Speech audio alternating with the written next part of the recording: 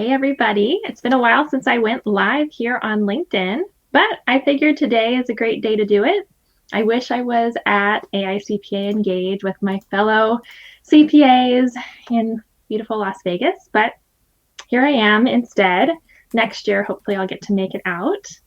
But the topic of the day, and something that I think is not talked about enough, is getting a professional qualification when you are in the field of accounting. And there are two that I like and have a lot of information about. And so one of the things that I wanted to do over the next few weeks is to go through some of the questions I've gotten between the CPA and the CMA. The CPA exam I took in 2011, and the CMA exam I took in 2019 and 2020.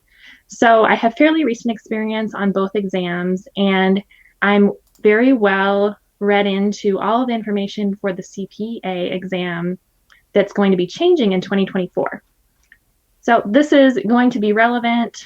This conversation of the basics is relevant before and after that change in 2024, but the basics are the same. There is education that you need for both exams.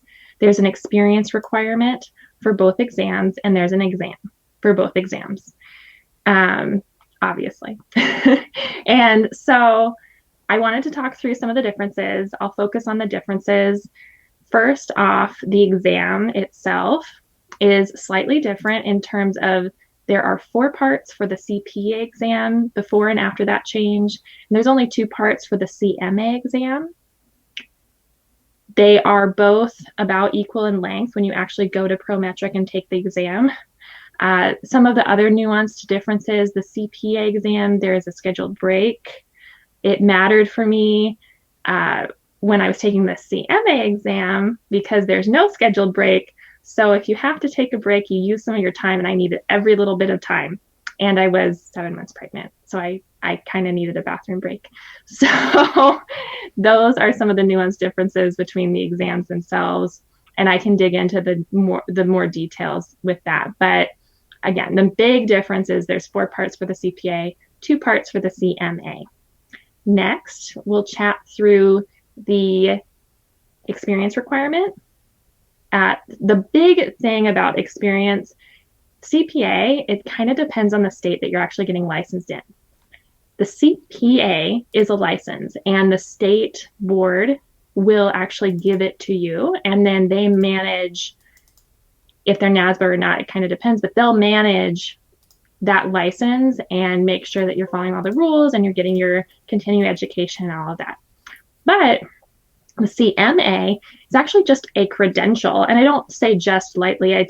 It's nice that it's just a credential, because then if you move from state to state to state, you don't have to have reciprocity applications and pay another fee. And that was something that appealed to me because I have moved around quite a bit, and I have 3 different CPA licenses currently active, and it gets a lot. There's some nuanced differences between states. So those are some of the differences. The experience for the CPA exam in most states is 1 year of experience. There's a handful of states that I believe is 2. There's a handful of states where you can do education in lieu of experience. So if you have a master's degree in a handful of these states, you would not need experience prior to getting your license. But if you move to a state that did require experience, then you would have to have the requisite experience and be signed off by a CPA in that state. The CMA requires 2 years of experience, and there is a nice thing, and the CPA does this as well, if you work part-time, because a lot of folks I've chatted with do actually work part-time in accounting. It would end up being half a year for each year, so you'd end up having 4 years of part-time experience, and that would be fine for getting this credential, which is great. And lastly, the education piece. CPA exam, there's a lot of consternation on this topic, but it is 150 credit hours. You have to have them. They don't have to be a master's degree, but you have to have your bachelor's degree plus something.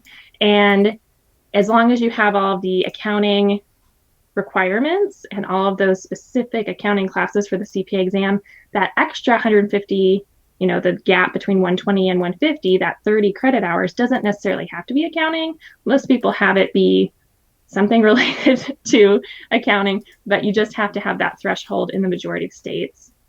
On the CMA side, it's just a bachelor's degree, and it doesn't have to be in accounting. So it's actually a very popular choice for someone who is trying to switch careers. So say you have your bachelor's degree from many moons ago and you got it in some topic that you're really not interested in, but at the time it was what all your friends took. So, or you were, an athlete and you were in this major because it was easy or whatever it was, because that was not your focus at the time. And so now you want to do something different. So you don't have to go back to school to get your CMA. You just have to know the knowledge of the exam and get the experience in accounting. So it's very popular for people who are trying to switch. The CPA is a much more challenging hurdle if you're trying to switch careers. And you have to most likely go back to school to get those credit hours. And they're sometimes more expensive to get.